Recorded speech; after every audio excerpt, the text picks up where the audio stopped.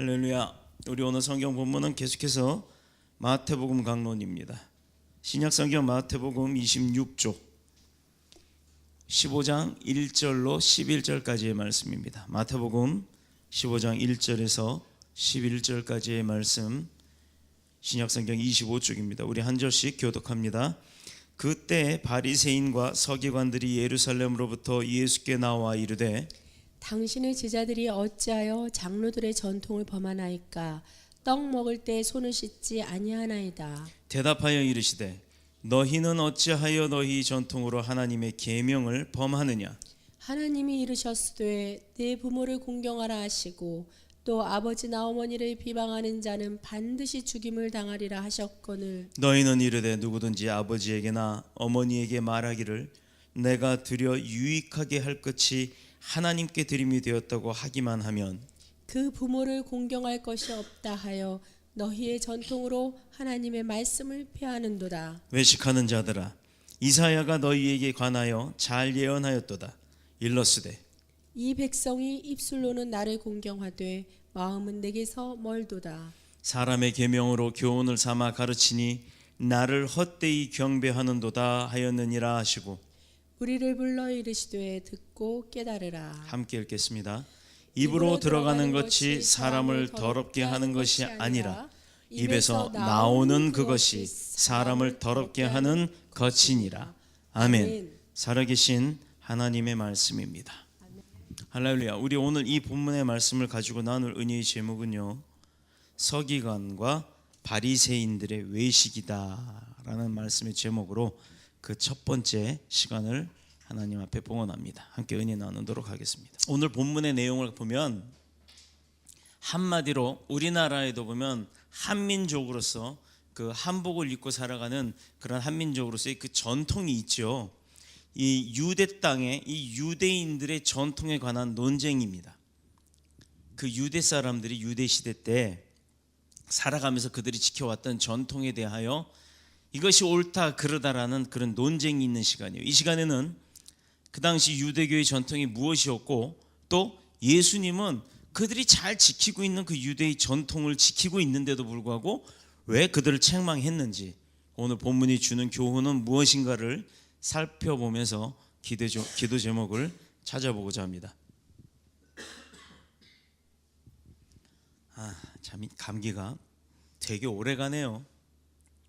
목소리는 좋아지는 것 같은데 목소리가 조금 한 호흡에서 조금 길게 나오면 호흡의 끝자락에 가가지고는 가래가 끓는지 흔들리면서 기침이 나오기 시작하네요.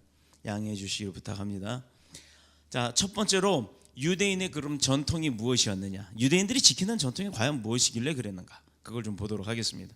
오늘 본문 1절을 보면 그때 바리새인들과 서기관들이 예루살렘으로부터 예수께 나와 이르되, 자, 예수께 나와서 말을 합니다. 근데 바리새인하고 서기관들이 어디서 나온다고요? 예루살렘. 네, 유나가 맞췄어요. 예루살렘. 자, 바리새인과 서기관들이 예루살렘에서부터 예수님께로 왔다라고 합니다.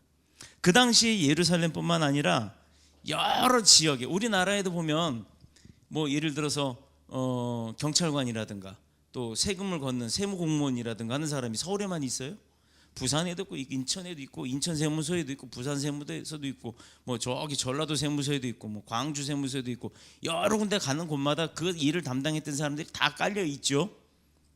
마찬가지로 이 유대 땅에도 예루살렘뿐만 아니라 그 많은 이스라엘 땅에도 예루살렘이 아닌 많은 곳에도 그런 사람들이 있었는데 그들이 다 주님 앞으로 왔다 이 말입니다. 그 당시 유대교는 크게 세 가지로 나눌 수가 있었어요. 바리새파, 사두개파, 그리고 에센스, 얼굴에 바르는 에센스 하면 다 기억하겠지만 에센스가 아니고 에센파입니다. 어디요?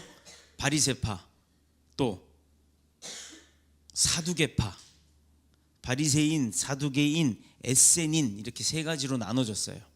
누가? 유대교 사람들이 그렇게 세 파가 나눠졌어요. 뭐 쪽파, 양파 이건 다 빼고 사두개파, 에센파, 바리새파 나눠졌습니다. 이거 중요한 겁니다. 그래서 한 가지를 그 사람들 말고 거기에 속하지 않은 또 하나의 분류가 있었는데 이 사람은 뭐냐면 열심당원. 자, 우리는 민주당원이요, 우리는 뭐 한국당원이요, 우리는 뭐 기독당원이요, 뭐 이런 식으로 당원이라고 표현을 하잖아요. 예를 들어 학교로 따지면 나는 어느 초등학교 학생이고, 나는 어디 초등학교 학생이고, 또 그걸 나누면 그 안에 몇 학년이고 몇 반이고 이렇게 나눠지잖아요. 그런 식으로 이들도 그렇게 나눠졌는데, 공식적으로는 바리새파, 사두개파, 에셈파 이렇게 세 가지 파로 나눠졌고, 그 다음에 그 외 이도 저도 아닌 다른 사람들을 뭐냐면 그냥 열심히 일을 하는, 열심으로 최선을 다하고 있는 열심당원이라고, 그 열심당원파라고 이렇게 구분을 졌어요. 자, 우리 교회는 목사파예요, 장로파예요, 권사파예요, 그렇게 나눠져 있나요? 우리 교회? 없죠. 목사파 손 들어봐요. 내 편 손 들어봐요. 내 편은 아무도 없네. 그러면 부목사님 파,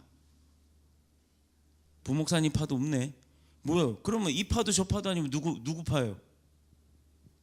하나님 파, 쪽파, 양파, 하나님 파. 믿음의 백성이 모이는 교회 안에서, 예배당 안에서 모이는 사람들은 파벌 지을 필요가 없어요.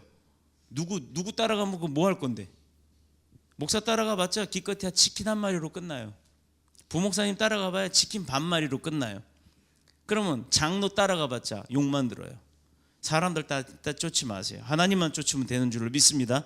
그런데 그런 하나님을 쫓는 사람들도 이렇게 구분을 져줬다 이 말이에요. 그 당시 이 구약 성경을 보면, 구약 성경을 하나님의 말씀으로 알고 믿었고, 또 영적인 존재인 우리를 돕는 천사의 존재도 믿었단 말이에요.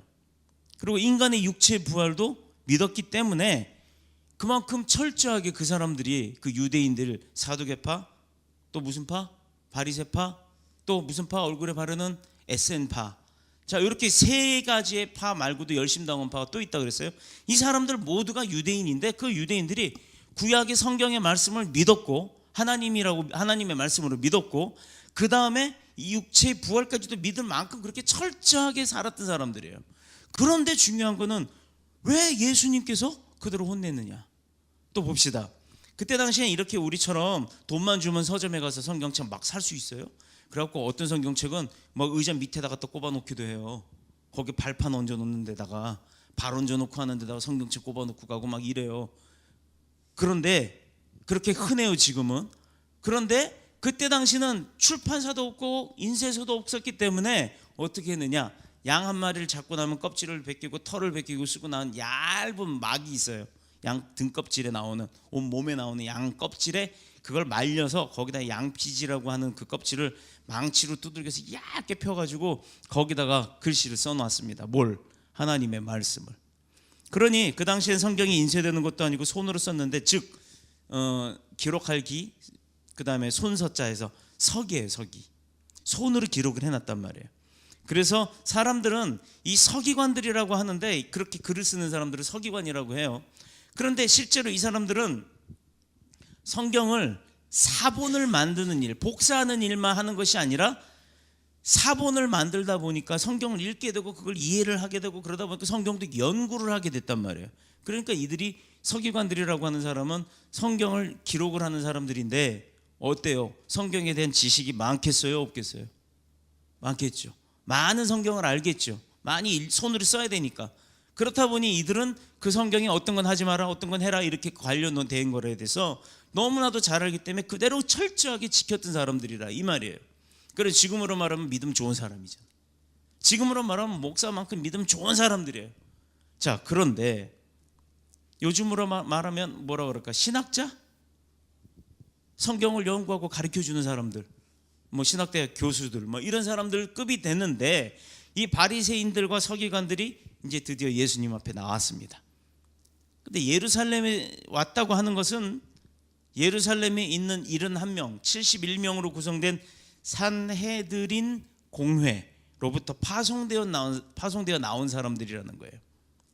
자, 그렇다면 예수라고 하는 사람이 와서 가르치고 있는데 유대교의 전통을 무시한다는 등등, 예수님에 대한 그런 여러 가지 소리가 있잖아요. 예수님이 예를 들어서 안식일은 거룩하게 쉬어라라고 율법은 되어 있는데 안식일에 병든 자 왔을 때 고쳐주셨단 말이에요. 그것도 일한 거잖아요. 그러니까 그 옆에 지켜보던 이 서기관들과 바리새인들이 저 사람 안식일 범했다고, 안식일은 거룩하게 지내라고 하는 날인데 왜 안식일 날 안수를 하고 그 사람 치료를 해주냐, 저 사람 예수라는 사람이 왜 율법을 어기냐, 이러고 따지기 시작했던 거예요. 다시 말하면 이 예수님에 대한 여러 가지 소문들이 자자하게 그렇게 퍼져나가기 시작하니까 보지도 않고 듣기만 하고서도 오해를 하기 시작한 겁니다. 이것을 조사해서 어떻게 하든지 예수님을 처벌하려고 그 목적으로 온 거예요.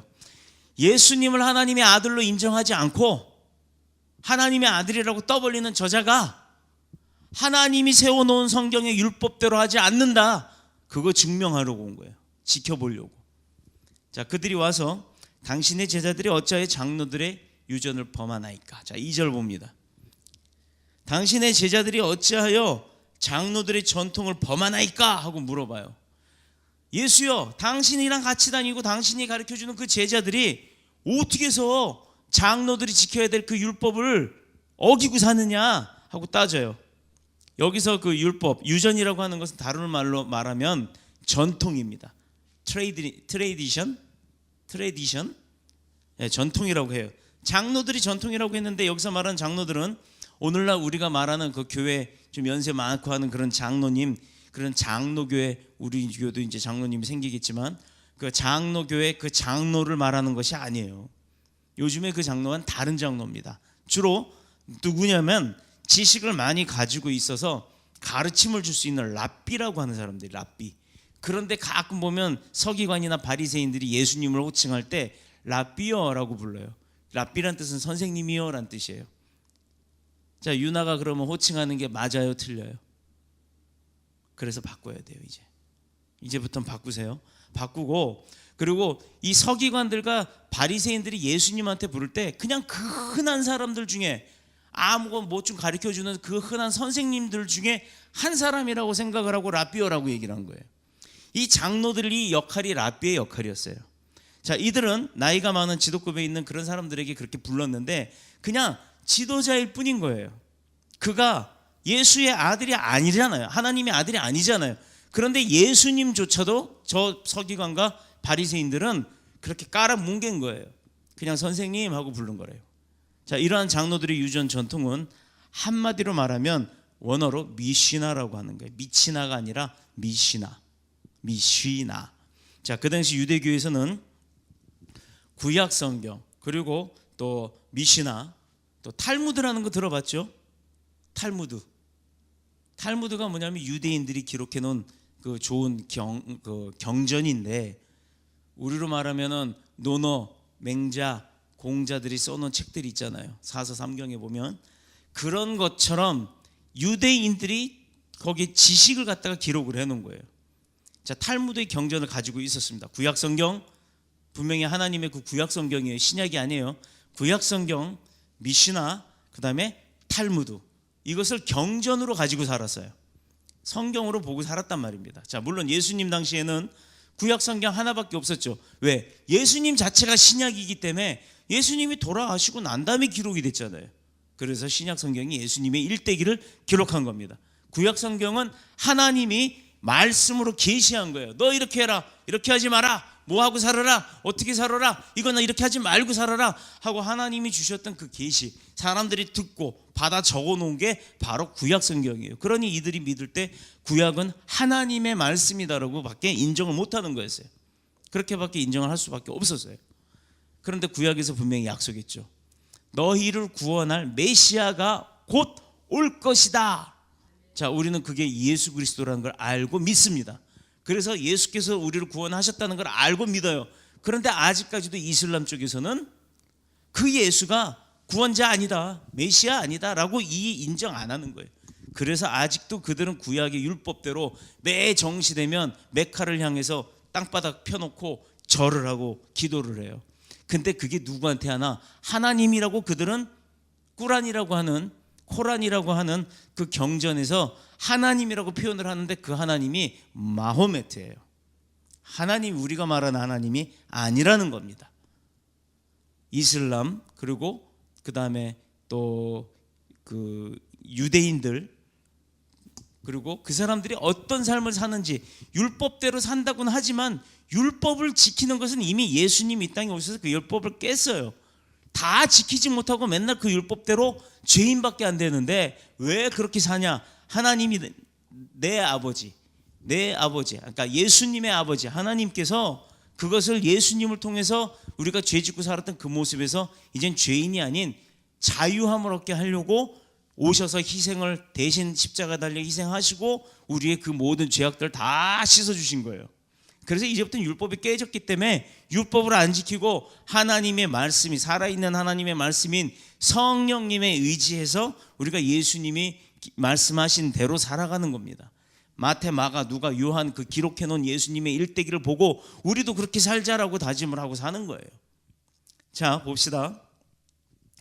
예수님 당시에 구약 성경 하나밖에 없었다고 했어요. 근데 이때 장로들이 유전이 아직 편집은 되지 않았지만 계속해서 구전으로 말로 전해져 내려오는 미시나라고 하는 게 있었습니다. 이 미시나는 주후 200년 그러니까 서기 1년부터 서기 200년 랍비 유다라고 하는 사람에 의해서 완전히 편집이 되고 완성이 되었어요. 주전 2세기부터 약 200년 됐을 때부터 이것이 편집되기 시작했기 때문에 실질적으로 편집이 끝나고 완성이 된 그 미시나가 존재한 것이나 마찬가지예요. 자, 이 미시나가 본문에서 예수님이 그 장로들의 유전이라고 말한 것이 표현한 것으로 랍비들의 성경에 이런 저런 이야기들이 있는데 여러 가지 많은 견해들이 주석처럼 모아놓은 겁니다. 뭔 얘기냐면 예수님의 일대기가 아니라 장로, 랍비라고 불렀던 그 장로들이 예수님의 경전에 대해서 그 표현하고 자기들이 세워나갔던 그 삶의 표본들, 그거를 기록해 놓은 걸 갖다가 미시나라고 하는 거예요. 그걸 풀이를 해 놓은 거예요. 자, 그리고 그 후에 성경과 미시나에 대한 여러 가지 해석이 있는데 이것까지 뭐 전부 다 합친 것이 나중에 뭐냐면 탈무드라고 하고 나온 거예요. 탈무드라는 책. 아마 탈무드 하면 시중에 나와 있는 동화같이 재미있는 이야기들을 생각하실지 모르겠지만 이 탈무드는요 굉장히 방대한 양의 책이에요. 아마 경전 중에 제일 두꺼운 책일 겁니다. 이렇게 유대교는 구약 성경, 미시나, 탈무드 이거 세 가지를 경전으로 삼고 살았어요. 자기에 맞는 거를 골라보고 살았다는 거예요. 이 중에 미시나가 실질적인 면에서는 제일 중요한 의미를 갖고 있었어요. 내 삶에 있어서 적용할 수 있는 방법들을 다 그 장로들이 풀어서 기록을 해놓은 거기 때문에 가르쳐주는 것, 그것만 봐도 아, 내가 이거 제사 지낼 때는 어떻게 지내고 예배 드릴 때는 어떻게 하고 교회에서 앞에 예배 강대에 올라올 때는 발을 씻고 양말을 갈아 신고 속옷을 벗고 뭐 목욕을 하고 들어가고 이렇게 그런 아주 구차한 것까지도 다 기록을 해놓은 게 미시나라는 겁니다. 두 가지 종류의 계시가 있을 때 유대인들이 시내산에서 모세가 하나님께 계시를 받아서 돌판에 뭐가 새겨졌죠? 뭔지 아세요? 십계명입니다. 십계명. 우리 성경책 갖고 있는 거 뒤를 한번 보세요. 맨 뒷장, 껍데기 맨 뒷장. 아니면 앞장이든 뒷장이든 한번 보시면 사도신경, 주기도문 있죠? 그리고 십계명이라는 게 있을 겁니다. 십계명의 제1계명이 뭐예요? 너희는 나 이외에 다른 신을 섬기지 말라. 네. 이거는요 하나님 이외에 다른 신을 마음에 두지 말라는 얘기입니다. 바로 이렇게 십계명을 계시를 받았을 때, 자 구약이에요 분명히. 구약이 모세가 하나님을 만나러 시내산에 불러서 올라갔어요. 그랬더니 하나님이 돌판에다가 번개를 쳐서 글을 새겨주셨어요. 그래서 그 돌판을 띄어갖고 내려온 게 이 십계명입니다.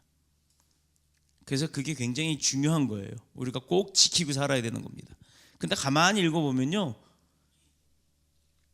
이 십계명 1계명부터 10계명까지 안 지키면 안 되는 것들이에요. 우리 삶에 다 적용이 되는 겁니다. 자, 유대인들은 모세가 시내산에서 하나님께 그 계시를 받았을 때 두 가지 종류의 계시, 즉 하나는 돌판에 기록되어진 말씀인 십계명을 받았고 또 하나는 구전으로 말로써 계시를 받았는데 그것이 입에서 입으로 계속 전달된 게 바로 미시나라는 겁니다. 그렇게 믿은 거예요. 그러나 실제로 하나님께서 구전으로 미시나를 계시한 것 아니라는 겁니다. 이거는 엄연히 그 랍비라고 했던 장로들이 만들어 놓은 거예요. 그러니 이건 사람의 말이지 하나님의 말이 아니잖아요. 그러니 이게 신빙성이 있는 거예요, 없는 거예요? 그냥 사람으로서 살아가는 도리를 적어 놓은 거예요. 그러니 나쁜 책은 물론 아니죠. 그러나 이것이 경전이 될 수는 없다는 겁니다. 그 후에 많은 랍비들이 그리고 또 유대 지도자들이 여러 가지 해석과 사상을 얘기한 것이 편집된 게 바로 그 미시나예요. 그런데 유대인들은 구약 성경보다도 그 미시나를 더 중요시 여겼다는 겁니다. 자, 특별히 이 미시나에서 가장 중요한 것이 안식일에 관한 규례입니다. 안식일은 어떻게 해야 된다라고 적어놨는데, 안식일이 어떤 날이라고요? 일을 열심히 하고 쉬는 날, 안식하는 날. 아니요, 일 열심히 하고 쉬는 날이 아니라 일 열심히 하고 하나님과 함께하는 날입니다. 그것이 우린 지금 어떻게 지내요? 안식일을? 주일날, 흔히 말하는 빨간 날, 첫 번째 나오는 일요일이라고 하는 날을 우리는 주일로 지키는 거예요. 그런데 아직 이단 중에 어떤 이단은 아니다, 원래 안식일은 제7일 날 쉬었기 때문에 1, 2, 3, 4, 5, 6, 7이라고 하는 토요일이 안식일이다 하고 지키는 사람들이 있어요. 그런데 그 사람들이 제대로 지키면 좋죠. 안식일이 7일째라고 해서 토요일 날 지키면서 그 교주가 예수라 그래요. 그래서 이단인 겁니다. 자, 이 미신 안식일에 관한 규례를 보면 안식일 날 해서는 안 되는 39가지의 규례를 열거해서 가르쳐주고 있는데, 그들은 그것을 가장 중요한 것으로 여겼고, 그렇기 때문에 안식일 날은 그 39가지 일절 안 해요. 밥도 하지 않고 뭐 나가서 뭐 사 먹지도 않고 돈을 쓰지도 않습니다. 그 일하고 쓰는 것조차도 일이 되기 때문에 아무것도 안 해야 된다. 그죠? 하나님하고 해피데이로 즐겁게 행복하게 쉬어야 된다. 예배를 드려야 된다. 이것만 얘기를 한 겁니다. 자, 그럼 본문에 나와 있는 장로들의 유전 중에 대표적인 것 몇 가지를 얘기를 할게요. 첫 번째로 손 씻는 예에 관한 전통이에요. 자, 우리 식당에 가면 밥 먹기 전에 손 씻는 사람, 손 안 씻고 대부분 먹을 때도 많아요. 집에서도 마찬가지고. 그런데 여러분, 손은 꼭 씻으세요. 비누로 이렇게 씻고 이렇게 씻고 손가락 사이 뒤지고 뭐 이렇게 손가락 껴서 놓고, 하여튼 꼭 손은 씻고 식사를 하십시오. 안 그러면 세균 덩어리를 그냥 퍼먹는 거 똑같습니다. 건강에도 안 좋아요. 손은 꼭 씻고 하세요. 정 안 되면 물티슈라도 달라 그래서 닦고서라도 이거 식사는 하는 게 기본입니다. 근데 그건 우리가 전통 때문에 하는 것이 아니라 건강 때문에 해요. 근데 이들은 손 씻는 것이 예절에 속해 있었습니다. 본문 2절에 보면요,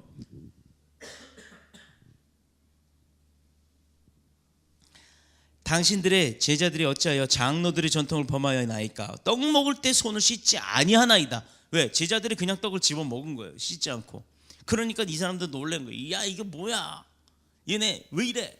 자, 우리가 캄보디아 갔을 때 맨발로 돌아다녀요. 캄보디아 가서 좀 충격적이었던 게 뭐였냐면, 그 흙발로 돌아다니다가 들어와가지고 신발 벗는 것도 경계선이 없어서 어디서 신발을 벗는지 신는지 그거 잘 몰랐잖아요, 우리. 그렇게 했는데 그 발로, 맨발로 바닥에도 나가고 바깥에도 왔다 갔다 하던 그 발로 막 성전에 와서 돌아다닙니다. 근데 그 바닥에 앉아서 거기다 밥그릇 내려놓고 밥 먹어요. 여러분, 이해가 돼요? 안 되지요. 그런데 그 사람들한테는 그게 아무 문제가 없어요. 원래 그렇게 살아왔으니까. 그런데 우리는, 우리 입장에서는 어떻게 맨발로 흙바닥에 돌아다니는 그 발로 막 도장 딱딱딱딱 찍고 다니던 그 발로 안 돌아다니던, 심지어 그 제니까지도 쫓아다니면서 막 그 발로, 심지어 그 동네 이상한 개들까지 다 들어왔다 갔다 하는 그 발로 뒤덮던 데다가 밥솥을 넣고 거기다가 젓가락을 뚝뚝 바닥에다 찝어갖고 밥을 맛있게 먹을 수 있겠느냐라고 문화적 차이에서 혼돈이 올 수가 있었어요. 근데 우린 별 문제가 없이 워낙에 뭐 상관없이 은혜로 잘 먹었습니다만, 바로 이거였어요. 이 제자들이 그걸 딱 보고 어떻게 떡을 먹는데 손으로 떡을 집어 먹어야 되는데 손도 안 씻고 먹냐, 왜 그 율법을 갖다가 어기느냐라고 따졌어요. 떡 먹을 때 손 씻는 것을 결례라고 생각을 한 겁니다. 제 예를 들어서 우리가 식탁에 앉아요. 전통적인 한국인의 식사 예절은 어떻습니까? 밥 먹을 때 밥 튄다고 말하지 말라 그래요. 입 꼭꼭 다물고 씹으라 그러고, 그리고 그 중에 제일 어른이 수저 들기 전에 숟가락 들면 손등을 딱 때렸어요. 그건 다 그렇게 지금도 하시죠. 그건 예절로 하는 겁니다. 누가 먼저 들으면 뭔 상관이 있겠어요. 그러나 예절을 지키고 윗사람 아랫사람 이걸 본인들이 지킨다고 해서 그런 걸 기다리는 거예요. 근데 우리는 어떤 식으로 합니까? 식사 전에 기도 안 하고 먹지 않잖아요. 기도하고 먹죠. 똑같은 거예요. 그렇게 어떤 예식이 아닌 형식이 있어요. 자, 우리가 손 씻는 거는 위생적인 것 때문에 씻는다 그랬어요. 유대인들은 위생적인 의미가 아니라 하나의 의식으로 나는 정결하다는 표현을 하는 겁니다. 나는 하나님이 주신 이 음식을 거룩히 먹기 위해서 내 손 더러운 걸 다 씻음으로 나의 죄를 씻겠다라는 그런 의식의 형식으로 그 일들을 했던 거예요. 이들이 손 씻는 예에 대해서는 야다임이라고 합니다. 야다임. 그 유명 그 책에 보면 아주 구체적으로 나와 있어요. 예를 들어서 여기 물이 있으면 물에다가 손에다가 물을 부어요. 그런데 한 그릇에 물은 한 손에만 붓고 또 다른 곳에 또 다른 물을 붓는 거예요. 예를 들어 그러니까 우리처럼 세수대야처럼 담아놓고 양손을 씻는 게 아니라 누가 물을 부어 아니면 본인이 이렇게 해서 물을 부으면서 손을 이렇게 씻어요. 그리고 또 다른 손은 또 다른 물을 또 부으면서 또 이렇게 씻는다는 얘기예요. 우리가 알고 있는 이게 아니고.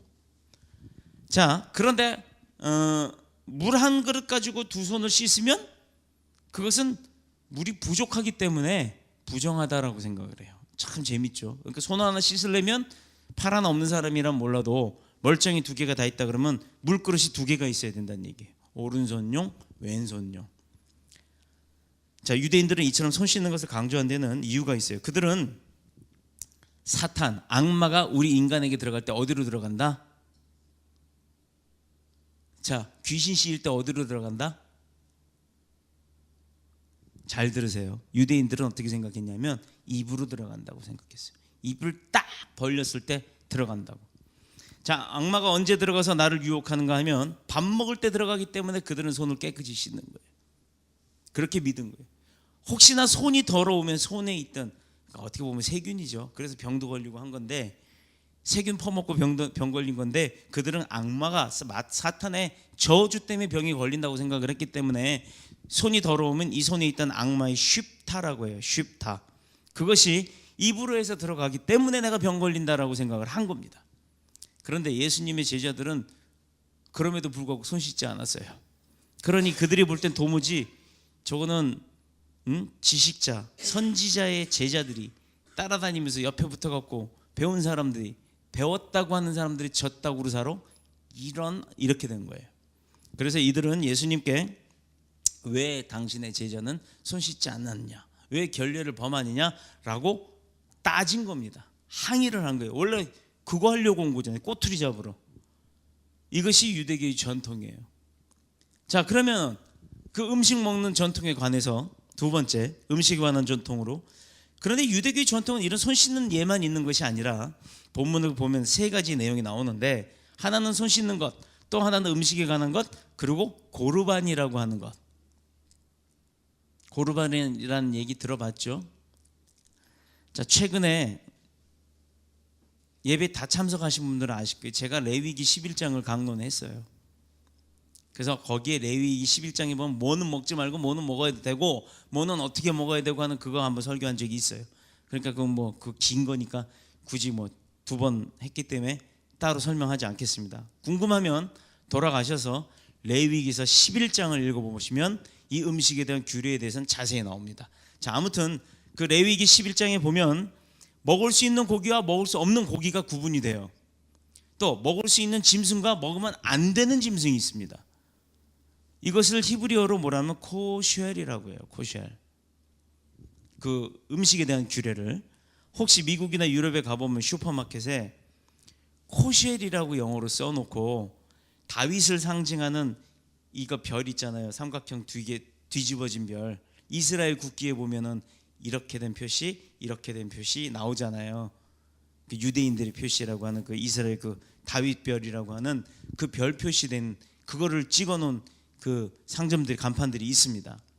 이것은 음식에 관한 규례, 즉 레위기 11장에 맞추어서 만든 음식이라고 하죠. 우리나라 요새 이슬람권에서 무슨 음식을 그렇게 한다 그래요? 할랄 음식이라고 하죠. 할랄 음식. 원래 할랄이 여러분 무슨 뜻인 줄 아세요? 할렐루야, 하나님을 높여 찬양하라는 뜻이에요. 할렐루야를 할랄이라고 합니다. 근데 그 할랄 음식이라 그래서 뭐는 안 되고, 뭐 돼지도 어디서 키웠던 건 절대 안 되고, 돼지고기 들어가면 안 되고, 이런 율법의 규약대로 정해진 레위기 11장에 맞춰진 그대로 음식을 만들어야 우리나라 풀무원이 그렇게 나오죠. 그래서 풀무원은 이슬람 사람들이 좋아하는 할랄 음식이 많이 나와요. 우리 기독교에는 그렇다면 거기를 팔아줄 이유는 없는 겁니다. 또 이제 또 방송 보고 뭐 어느 기업체를 얘기했다고 또 난리 칠지 모르겠지만, 그냥 내 뜻이 그래요. 아닌 사람은 사 먹어도 상관없습니다. 뭐 그거 먹는다고 저주받는 거 아니기 때문에. 그러니까 상관없어요. 먹든 말든 그건 상관없고, 그 영업에 관한 문제하고는 나하고는 상관없으니까 나한테 그거 이러쿵저러쿵 얘기하지 마세요. 자, 그래서 그들은 음식에 관한 규례가 즉 레위기 11장에 맞추어 있던, 그렇게 맞추어서 만든 음식이라는 거예요. 그게 뭐라고요? 코쉘. 자, 그래서 이 코쉘이라고 적힌 음식을 먹으면 괜찮지만 다른 음식은 안 된다요. 먹으면 탈난다 이거예요. 그래서 성경에서 먹지 말라고 한 부정한 음식일지라도 일지 모르니까 유대인들은 반드시 이 코쉘 마크가 찍혀 있는 그 음식만을 먹었습니다. 비싸도 사서 먹은 거예요. 지금은 그 할랄 음식을 그렇게 표현을 합니다.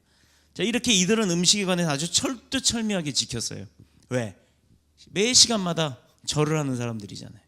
길 가다가 차 세워놓고 운전하고 고속도로 가다가도 그 삐야 막 이런 소리 나오면, 난 뭔 소리인지 도통 알아듣지 못하겠는데 좌우지간 그런 무슨 창소리 같은 게 나오면 차를 세워놓고 내려서 깔판 깔고 그 메카를 향해서 절을 합니다.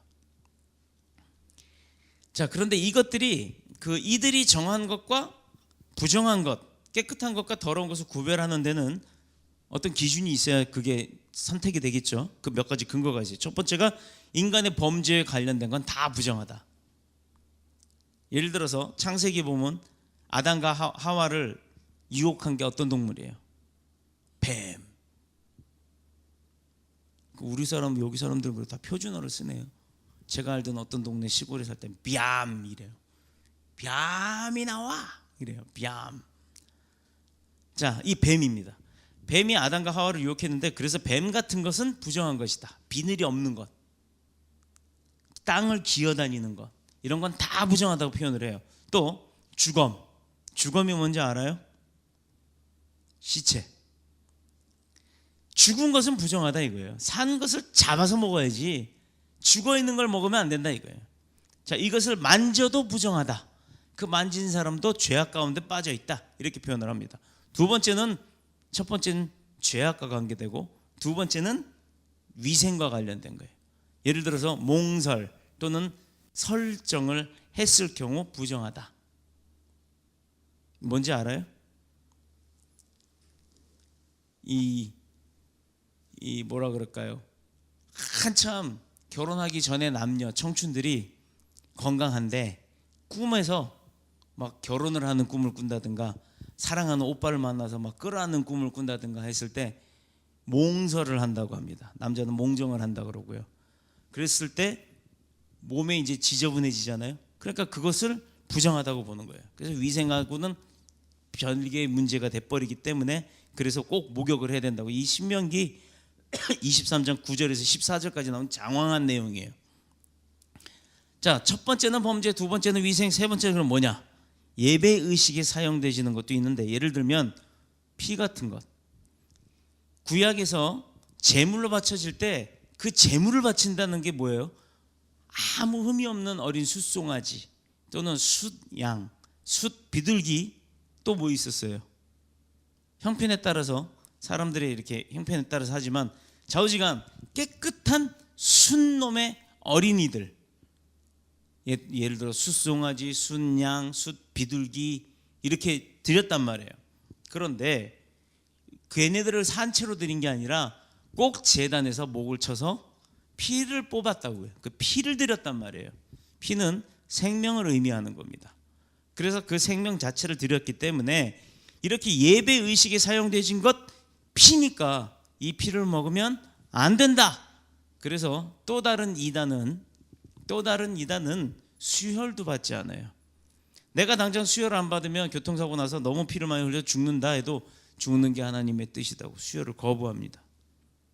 그런 사람들이 있어요. 또 음식에 피 들어간 거 있죠? 뭐가 있어요? 선짓국. 그 선지가 피 덩어리잖아요. 소. 안 먹어요. 그러면 그 사람은 소고기도 먹지 말아야 되고 돼지고기도 먹지 말아야 되고 피 들어가 있는 생선도 먹으면 안 돼요. 생선도 피는 빨갛습니다. 먹을 게 없어요. 그러면 자, 이렇게 죄악 관련된 것, 위생 관련된 것, 세 번째 피에 관련된 것, 예배의 의식이 관련된 것, 이렇게 레위기를 보면 이 피가 바로 인간의 생명이라고 했기 때문에 그래서 여호와의 증인들이 이런 걸 죽으면 죽었지 헌혈도 안 하고 피도 안 먹는 거예요. 구약에 있는 말씀 그대로 믿고 피를 수혈한다면 딴 생명이 내 안에 들어오는 거다. 즉 사탄이 내 안에 들어올 수도 있고 뭐 여자의 피가 내 안에 들어오면 내가 여자가 될 수도 있고 이제 이렇게 인정을 하는 겁니다. 뭐 자세한 건 저도 모르겠어요.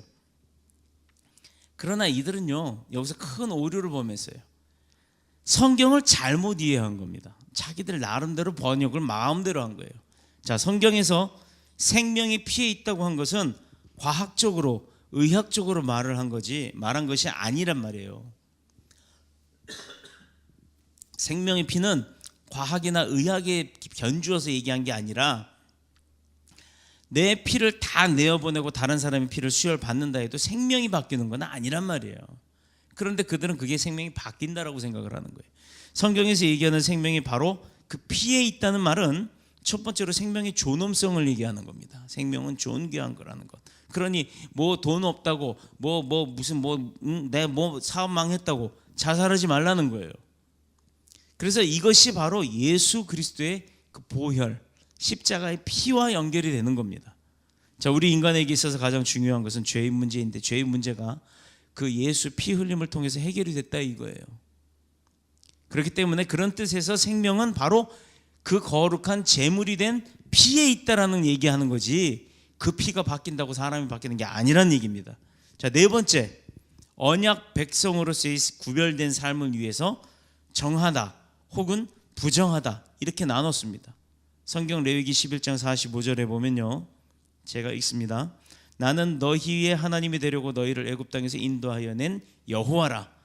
내가 거룩하니 너희도 거룩할지니라. 아멘.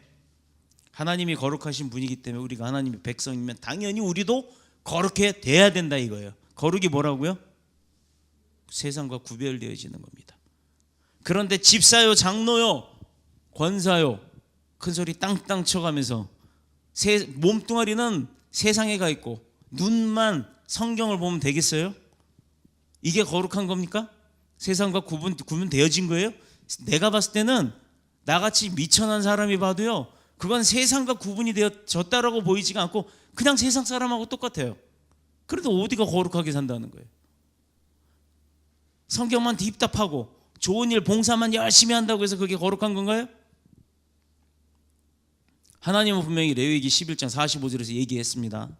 나는 너희의 하나님이 되려고 너희를 애굽 땅에서 인도하여 낸 여호와라. 내가 거룩하니 너희도 거룩할지라. 여기서 거룩이란 말은 구별된 백성이에요. 구별된 백성. 뭐와 구별이 되겠어요? 세상과 구별이 되라 이 말입니다. 하나님은 다른 신들과 달라요. 그러니까 하나님께 속한 우리 성도도 당연히 구별이 돼야죠. 빛과 소금의 생활을 해야 되는 것을 말씀하고 계시는 겁니다. 세상에 빛처럼 꼭 필요한 존재가 되고 세상에 소금처럼 꼭 그 맛을 더해줄 수 있는 아주 필요한 존재가 되라. 여러분, 소금이 맛만 내는 게 아니에요. 여러분 해수욕장에 놀러 가봤죠? 근데 놀다 보면 상처도 좀 나고 발도 좀 비고 그럴 수 있어요. 그런데 이게 수돗물에 씨르면 쓰라리인데 바닷물에 들어가면 처음엔 쓰라려도 금방 아물어요. 왠지 아십니까? 바닷물에는 소금이 있기 때문에 그래요. 이 소금은 맛을 내는 역할도 하지만 소독을 하는 역할도 합니다. 여러분들이 잘 알고 있는 그 화장실 청소할 때 쓰는 락스라는 거 알죠? 그 락스의 원료가 뭔지 아세요? 바로 소금이에요. 소금. 소금에서 추출해내는 겁니다. 다섯 번째, 영적으로 정결한 의미를 가진 것들이 있습니다만 시편 51편 7절에서 10절까지의 말씀, 그리고 51편 7절에 보면요, 우슬초로 나를 정결케 하소서. 내가 정하리이다. 나를 씻기소서. 내가 눈보다 희리이다. 하늘에서 내린 눈 하얗잖아요. 그 눈보다 하얘지길 원한대요. 우슬초로 씻으면 모든 것이 깨끗해진다고 했는데 사실 이스라엘 가을 보면 우슬초라고 하는 게 그렇게 귀한 풀은 아니에요. 길이도 뭐 산자면 한 30cm 정도? 30cm도 안 되는 좀 짧아요. 그런 담에 피는 담쟁이처럼 많이 나는 잡초예요, 잡초. 이 우슬초라는 말은 성경에 여러 번이 나옵니다. 우슬초에 털이 많이 나 있어요. 그래서 성전에서 제단에 피를 뿌릴 때 그 우슬초에다 찍어갖고 툭툭 던지면 피가 뿌려져요. 우리 간혹 카톨릭 무슨 미사 드리는 거 보면 맨 앞에 나오는 복사 신부가 이렇게 줄 같은데 뭐 향 펴놓고 이렇게 흔들면서 연기 이렇게 막 흔들면서 연기가 왔다 갔다 하면서 연기가 뽀져 나오고, 그 다음에 그 뒤에 오는 이제 제단 그 신부님이 있어요. 그 신부님은 뭔가를 찍어가지고 손에 이렇게 성수 들고 성수에 이렇게 뭘 찍어서 이렇게 툭툭 던지면서 갑니다. 물을 뿌려가면서 가요. 그때 원래는 그걸 우슬초로 하는 거예요. 예수의 보혈에 피를 뿌리는 거예요. 근데 지금 예수 피가 없잖아요. 일반 사람 피를 쓸 수도 없잖아요. 그렇기 때문에 성스러운 축사를 한 물이에요. 깨끗한 물을 떠다 놓고 하나님 앞에 축사를 하고 그 물이 성스러운 물로 변화돼서 하나님의 능력이 선포되어진다고 똑같이 선포하는 겁니다. 성수 찍어서 바르는 거예요. 잡귀야 물러가라. 그걸 본따서 어느 종교에서는 귀신아 물러가라 하고 팥을 던지는 거예요. 빨간색 팥. 피의 의미로 빨간색 팥을 던지는 거예요. 검은색 콩 던지는 게 아니라 빨간색 팥이 귀신을 쫓는데요. 왜? 예수 보혈의 피를 본땄기 때문에. 자, 봅시다. 성전에서 제단에 피를 뿌릴 때 손으로 뿌리면 손이 무정해지니까 손에 피를 묻혔으니까, 그래서 우슬초를 피를 묻혀서 제단에 뿌리는 거였어요. 정결케 하려고. 자, 또 문둥병을 정결케 하는데도 사용했습니다. 따라서 우슬초로 나를 정결케 하소서 하는 말은 바로 피와 관련된 말이에요. 이것은 예수 그리스도의 보혈로 우리가 정결케 된다는 것을 암시적으로 얘기해 주는 겁니다. 우슬초에 피를 묻혀서 뿌리는 것, 그것은 바로 우리 죄를 위해서 대신 돌아가신 예수 그리스도의 피의 모형이라는 거예요. 모형. 자, 오늘은 여기까지 할게요. 주의 집에 영광이